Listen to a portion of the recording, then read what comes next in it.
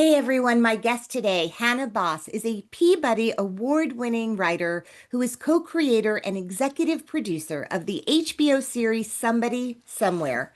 Along with her partner, Paul Thurene, Hannah and Paul received an Independent Spirit Award nomination for Best First Screenplay for their feature Driveways, which premiered at the Berlin Film Festival. Together, they've also written for HBO's High Maintenance and Amazon's Mozart in the Jungle. Hannah was a co-founder, co-artistic director of the theater company The Debate Society, which won Obie Awards. And she has also co-written and starred in the company's plays. She also starred in many plays in New York City and around the globe and regional theaters in America, and can be seen on film and TV on shows like High Maintenance, The Outside Story, Timeless Seasons, and How to Follow Strangers, and many more. I am so thrilled to have Hannah on the podcast today because you're so ridiculously talented. Um, so let's talk about you for a little while. Well, yeah, And yeah, yeah. this, Okay. yep, here we go. Welcome. You've done so many things, you've written so many things, you've acted in so many things, but I would say at the moment, this show has really captured the hearts and minds of everybody who watches it, and that must be an incredible reward for the culmination of so many years of work as an artist. Yes. Yeah. We are so lucky we got to make this show for so many reasons because luck plays such a key role in so many things getting made. But I can't Yeah. believe we got to make this show. And I can't believe we got to make it with people who also could feel that it was special. And we had a great time making it. And I think that's rare. So, yeah, it's been a dream. I've watched, and read a lot of interviews, and knowing that you and your co-writer are Midwesterners and sort of you can go home again, it turns out. Um, can you talk about the very beginning of making this show, 3 seasons of it? How did it come to you? Bridget Everett, the brilliant comedian, singer, writer, actress, as a partner. You call yourselves, there's one other person you can talk about, Carol Strauss as well. Sort Carolyn or Carol? Pardon me. Carolyn Strauss. Yeah. Carolyn Strauss, sorry. Um, the foretop, as it were, and for anyone who's waited tables, you know exactly what that means. The origin story of the show. Yeah. So Paul and I started in downtown theater and it the show came together in a really interesting way, which is Bridget had a deal at HBO and she wanted to work with Carolyn Strauss. Now, if you back up, Carolyn Strauss was the first person that Paul and I brought a play that we had adapted to like maybe 7 years before into a pilot. Um, Actually, semi-related to you, but we at the time didn't know how to write TV, and all we could get our hands on at that time. I'm telling you, it's very out of order. But all we read was a lot of Nurse Jackie scripts, and we were like, "Oh, amazing, okay." And we read anything that we could find, and we adapted one of our plays into a half hour, and we worked with Carolyn as the producer on that. And it was a great experience. And so she reached out to us when she was working with Bridget. She was looking for writers, and we're from the Midwest. And we had a great experience with her. And Carolyn had set this up with Bridget, and Bridget was also working with the Duplass brothers. So they all reached out to us to see what would you write for Bridget for a television show. And, we had sort of been on like fundraisers together and in just sort of in the same circles. We have a lot of the same friends, and we've just watched her over the years in awe of her performances and at Joe's Pub and just some of the weirder places too that we'd sort of be were sort of theaters crossing over into some cabaret and some alt cabaret. We just loved Bridget, and I mean, she's just such a unique, talented performer. So, um, we came up with the idea, I think it was 2018. We came up with the idea for the pilot and we presented it to Bridget. And in that, we had written Fred Rococo, which was a made up name that sort of just came to me from above. And we were like, Fred Rococo is played by Murray Hill because we knew Bridget and Murray were very close. And we had a few other, a lot of the pilot is in that pitch. And the Midwest and the best friend and um, church and sort of this performance place that was sort of a hidden secret thing that was happening in this mall. And we presented this to her, and also the death of a sister we knew that had happened to her. So we put some personal things in. We sort of shared this with Bridget, and it really spoke to her.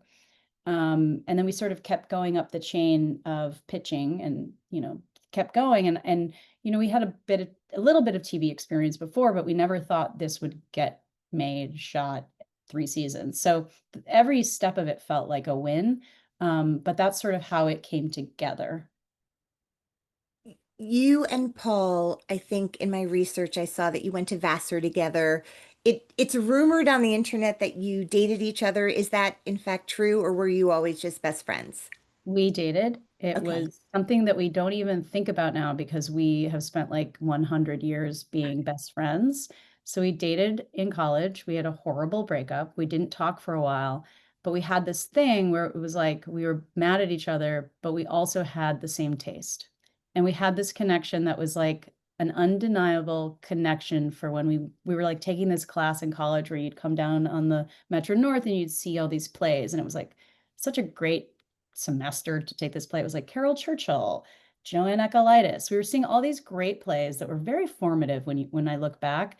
And Right. he and I would like look in the corner and we'd notice like the tiny uncle or something. We're like, what's that guy's story? Or we'd notice this like moment of a mistake that's not really a mistake, but it's just like great directing. So he and I were drawn to the same things. And that would happen. We also both studied in the Moscow Art Theater for acting. We also would like at that time we'd go to like a museum and we would notice like a paintings that no one else noticed by the bathroom. And we're like, did you see the one with the moon?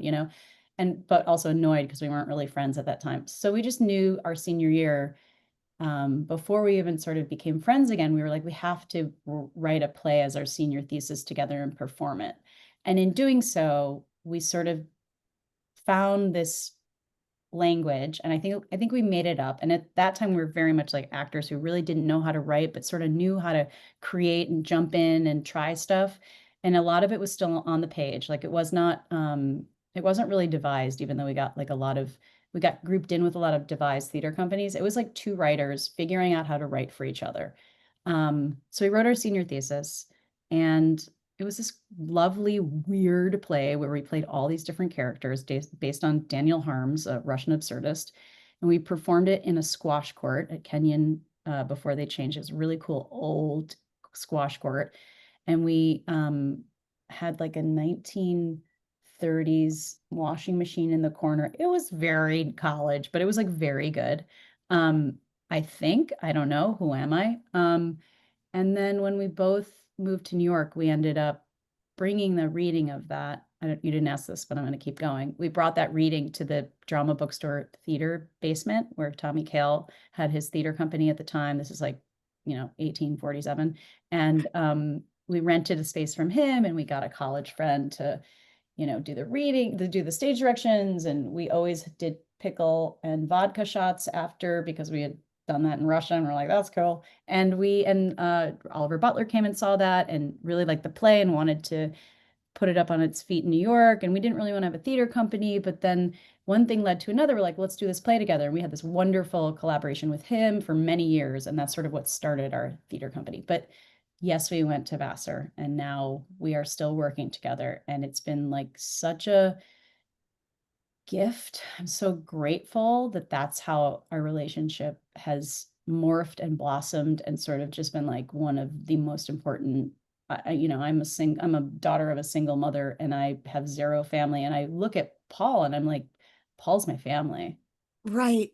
That's Yeah. incredible. Can you just, for people listening, just little sidebar, can you just describe what devised theater is in case they're not sure what you meant when you said that? I'm not even sure what it is anymore, and I wasn't sure what it was at the time. It was kind of, I don't know if people are even using it. We would always stop people and they're like, "Oh, you're devised." And what we thought was that was like when actors are in a room together and they together are like creating on their feet, improving, writing stuff down, and creating the piece together. So that to me, I guess, and I'm sure there's a much more correct Webster's definition of it now, but to us, we were like, well, I think we're just collaborative in the way that we work. But we also tried to explain that we're like, no, we're like spending a lot of time at home writing and we're writing it, but then we get it on our feet and we try new stuff, but we're like actually playwrights. And Right. I was happy that it was in style at the time as a movement, and maybe it still is. And I was happy that people were actually just like blurring lines of communication in theater. But we weren't asking, eventually, our theater company, we would write things for other people. We never asked our actors to like write. They would try on early versions of a character where, like, we think you say this. And those were sort of like more like etudes, which we learned in Russia, where you do like Okay. small improv. Maybe there'd be no words, but you were doing like a small intuitive improv, just to sort of try a beat or try in a character or try a moment.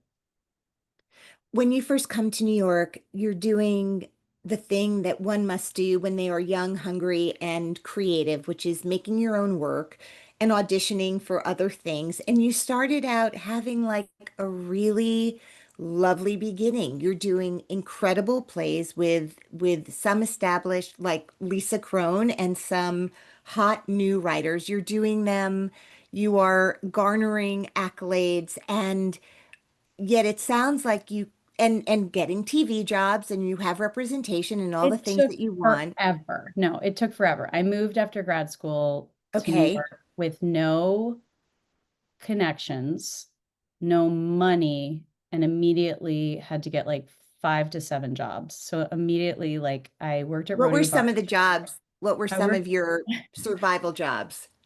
well, Paul and I got him the job a year in, but about 2 weeks into moving to New York City, I got a job at Rodeo Bar and Grill on 27th and 3rd, and I worked there for like 7 to 10 years, because I was a terrible waitress, and you could be a horrible waitress there. Great. And I got the job. Noted.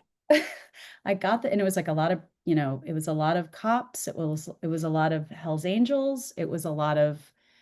Um, it was crazy. It was peanut shells on the floor, and really strong margaritas that were very sweet, and people didn't know it. And then they were like dead on the floor. Not really, but almost. Clean up And aisle four. yes, it was crazy. It was Yeah. so, but I did that forever. But in addition, I had an office job in a fake middleman printing company that I thought was a printing company, but it was actually just like this guy hustling and stealing people's accounts. I didn't know. I quit. I dog walked, I babysat. I eventually started, when I quit waitressing, I started DJing. But anyway, I had no connections, and I also didn't have an agent. I like got like a promising freelancing relationship with someone, and then they died. Sorry. I was like, Well, hip uh, pocket. What's it called when they like hip pocket you? There's some yeah, I was term for like, it. what am I was like, are we a thing? And they were like, absolutely not. But and then the other guy in the office like hated my hair, didn't understand, was very not excited about what was No, no, happening with no. I told you that's really this was all a ploy to find out how you have your beautiful hair so perfectly lushly curled. So they you. were wrong. They were, so it took me a while to like be okay with who I am, but doesn't it take us forever to figure that out? Yes, here I Yeah. am, still So I working it was, out on a podcast. yeah. So it took a long time. I was definitely, and I was used to in college, like playing people who were like 101 or like someone's Right. grandma or like a monster. Um, and yeah, so I moved to New York City with nothing. And then we slowly made our own work, but it took years. Like it took, we Mm. sent postcards, and we did a play in Williamsburg, this place, Snow Hen, where it was like the trains weren't running. We dressed up in full costume to hand out postcards and make people walk 3 blocks. And then we like gave them homemade blankets because it was so cold and there was no heat, that we like tore like big chunks of fabric that we got from materials for the arts, and also served people hot cocoa just because they had like walked so far. And then someone in like a little review was like, the hot chocolate was cold. And we were like, are you kidding me? But That's what you're worrying about? yeah. Wait, what year did you just a little bit, not 18, like how long would you say it has been approximately from these days to walking the red carpet or receiving a Peabody, sort of like how many years has it taken to be I an mean, overnight success? um, I, well, I moved to New York in 2002, right after grad school, and then we Okay. started the company in 2004. And I think it took probably from 2000, I think it took 7 years to start getting some bites. And then everything that To get to get traction. like some traction. And we wrote to the same Yeah. people, inviting them, like I remember, certain people that just stuck with us, which was so, I'm so grateful to those people who like saw our early work when we had so much energy and bravery and making our own sets. We'd also strike our own sets. It was like we just worked really hard to like, I don't know how we did it. It was really fun. And we just, I don't know. You kept going.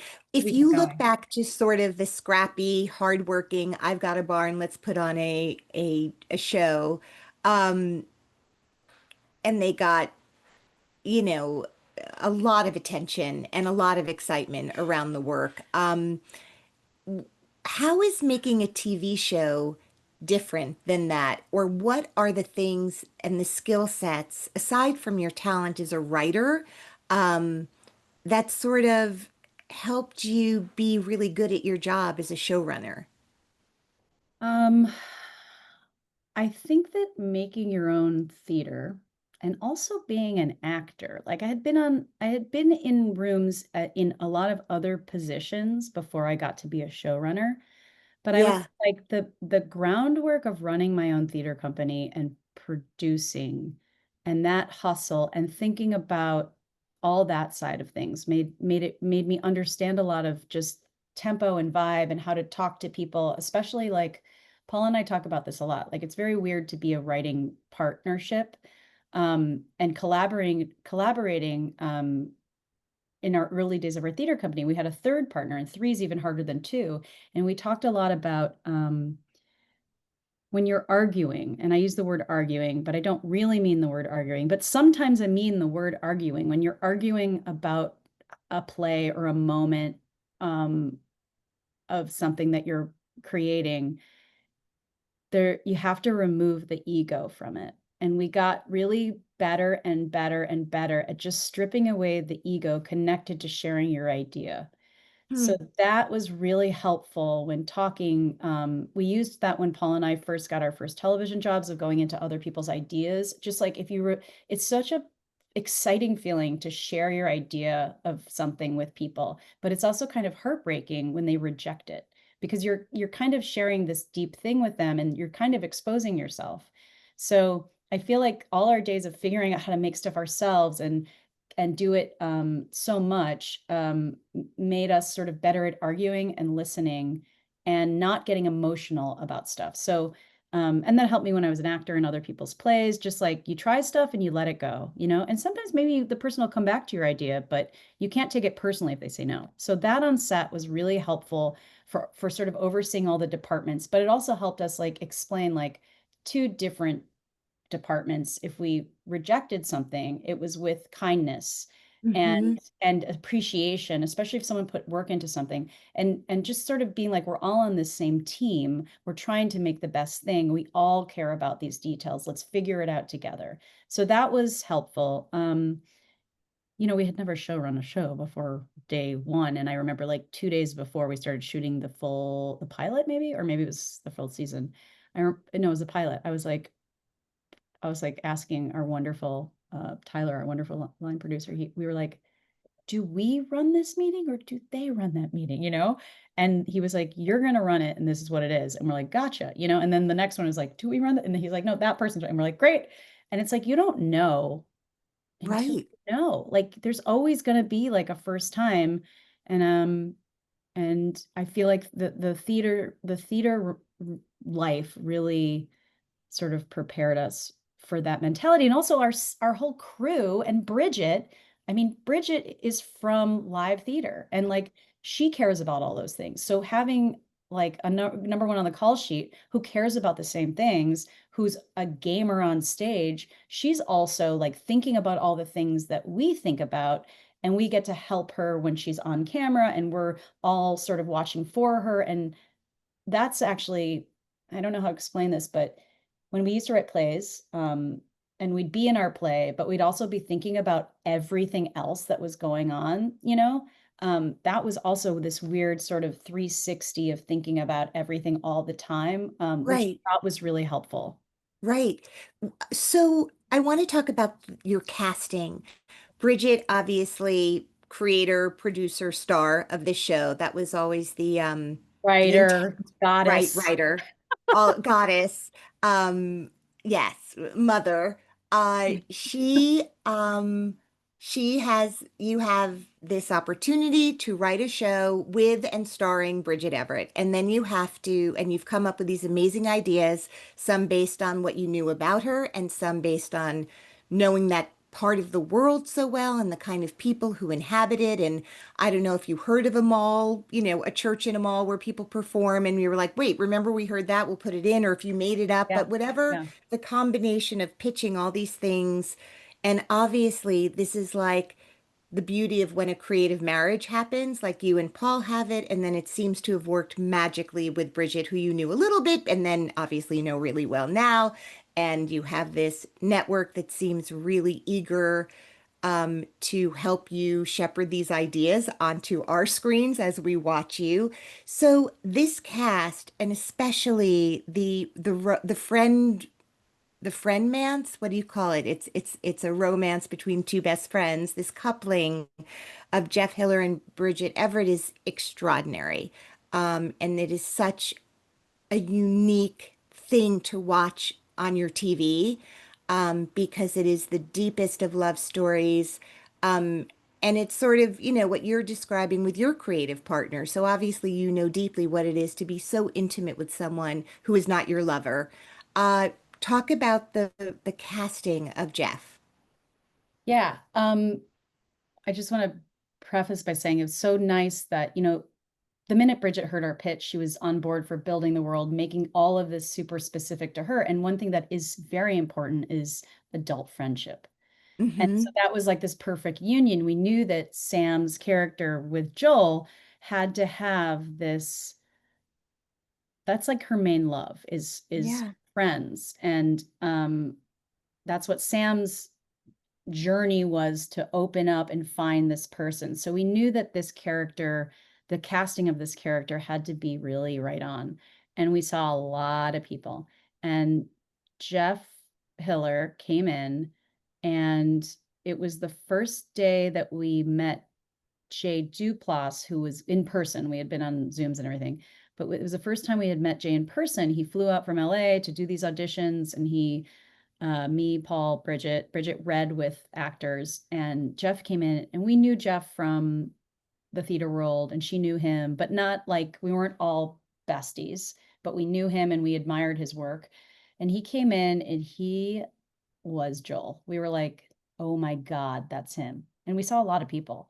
Hmm. And he left, and we called Carolyn, our godmother, we like to call, who's an incredible producer. We're like, we found him.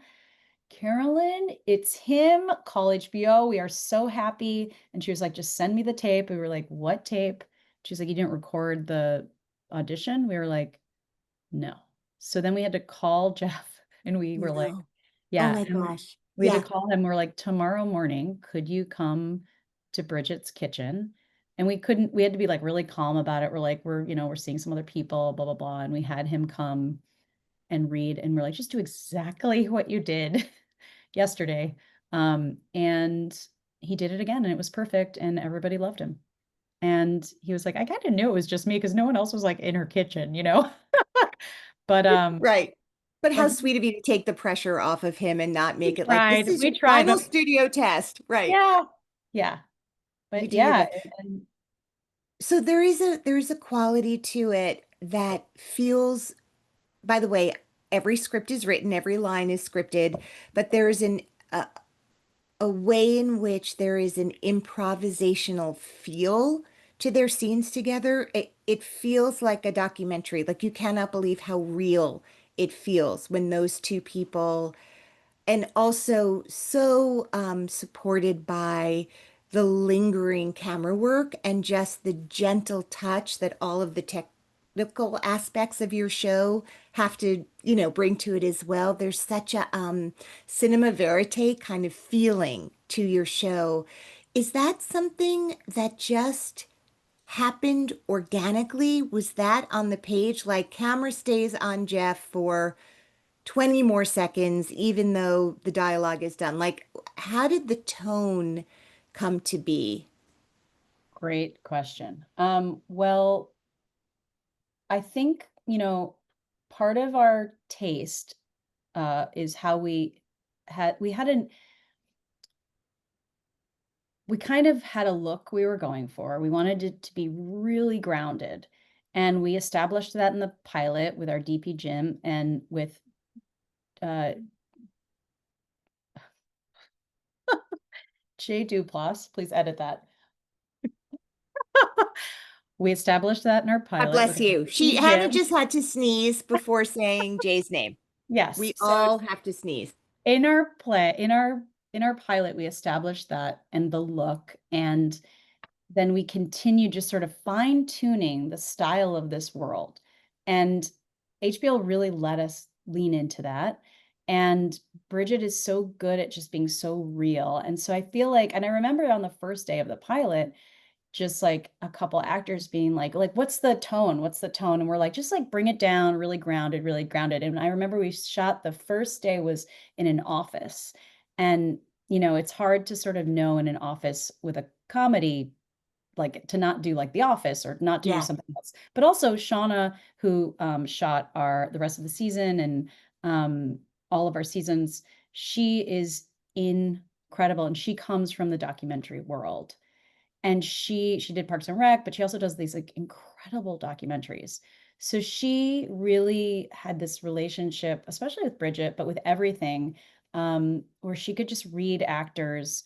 And then we let the camera go longer always, on scenes. And I think, we had to sort of make sure everybody was on board with that, because we had such good actors, and they would do these things at the end of a scene, and they would just keep living in it and doing these small moments, and you're just with them. And sometimes we would just like in the edit we were like, let's just keep it going. And that and Carolyn, our producer, Carolyn Strauss, she always says that this show like exists between the cracks, and figuring out our first season in the edit how the show worked really gave us a lot of freedom for season 2 and 3 to sort of really hone in on that and let these people just be. And I feel like, a lot of things about the Midwest, if you're going to write or see a movie about the Midwest, there's this like hokey tone. And I feel like we got to really show the beauty and the simplicity of the land and also just the people. Mike Haggerty just being next to Murray in the field, like that scene, I'll just like forever held in my heart. We got to sort of just spend time in details, in a place that people don't spend time in that often. So that's been sort of like very moving to me to get to come home, which we shoot 20 minutes away from my mom, and partly in Kansas. But it's been very moving to sort of spend time in these small moments with these people. And just that there happens to be a place called Manhattan, Kansas. I mean, all of it just That's where Bridget's see, from.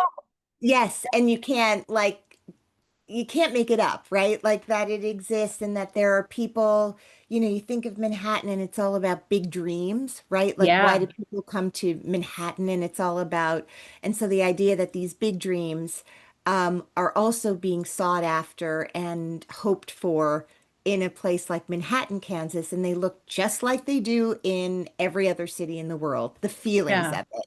Yeah. Just the opportunities are very different. Yeah. And the ways in which people rely on each other to entertain each other. I mean, the thing that's so incredible, it's not a world, even though it takes place in today, it's in real time where everyone's on their phone the entire time. Yeah. Like it Yeah. almost feels like a period piece in that way, even though it's Yeah. completely of this world. There's Yeah. something about these people that are not living on on the scroll, like Yeah, most people in the world, all over the world, and they just totally. keep talking to each other, even when it's hard, and even when their phones are there. The phones are just used Totally. to make phone calls. I Like know, such a different. totally.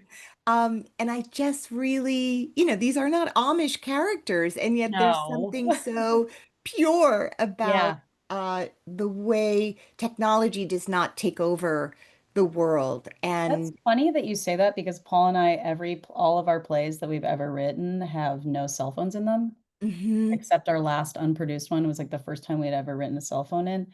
But that was kind of our rule. We were like, and we will, oh, because a lot of them were period pieces, but we're like, let's yeah. just stay off the phones. Yes, let's stay off the phones. This is a show that celebrates humanity, love, friendship, triumphs, perils, addiction, loss.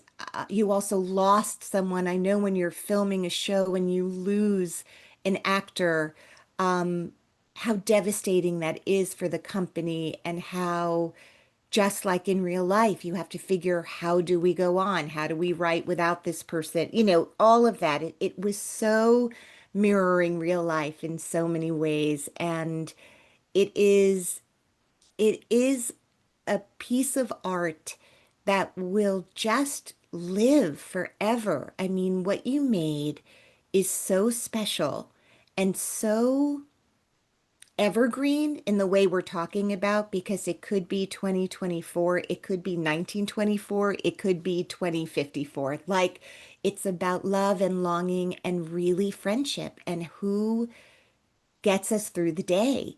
And Thank the you, and Alana. That's it's so so beautiful. aspirational, because a lot of us have friends, but you watch that show going, wait, I want to laugh that hard again. Like, it's rare now. Like, I can sort of, when it happens, when I'm dying, and sets Yeah. are happy sets have a lot of that, where you're like, Yeah. wait, we have to keep our shit together or we're going to have to Yeah. cut, right? When you're Yeah. dying in Video Village going, right, like we have to Yeah. keep our shit together. Yeah. I know, I can only imagine how often that happened on your show. So you probably feel less, longing for that kind of thing because you've built it and you get to do it, but then you had to say goodbye to it.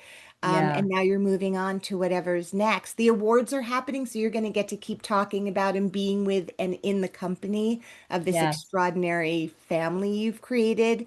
But it really does make all of us either look for more in the friendships we have and demand more from them, or seek out new ones and go, you know what? I think I'm going to aim higher. I'm going to aim higher. Yeah. That's So so beautiful. congrats, just Thank congrats on you. all Thank of it. you.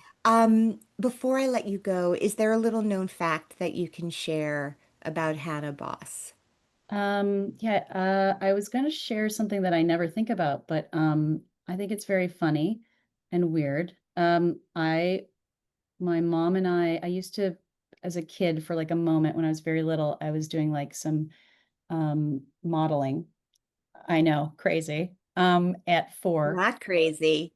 and That's I why got I have video, not just audio, people. a lot of pop-up postcards of the John Hancock building in Chicago. Um, but I got cast in Back to School with Rodney Dangerfield. Um, and I think that's a funny fact. I was not in it because they changed locations and directors, but I just feel like that's a little known fact. That is a little known fact. I did not know that. Those were two little known facts, the modeling and the Yeah, Rodney. I'll So send you a thank picture. you. That was Yeah, a bonus fact. you're Um, welcome. people, just so you know, Hannah and I live in the same neighborhood. So how lucky am I that I might be able to walk out my door and meet this goddess of a human in person? But until then, thank you so much for being on the show today. I am so Thank you grateful. so much for having me, and you're so lovely. This was so fun. Good. Well, until next time, and have a Yes. beautiful day. Bye. Thank you. Bye. Thank you.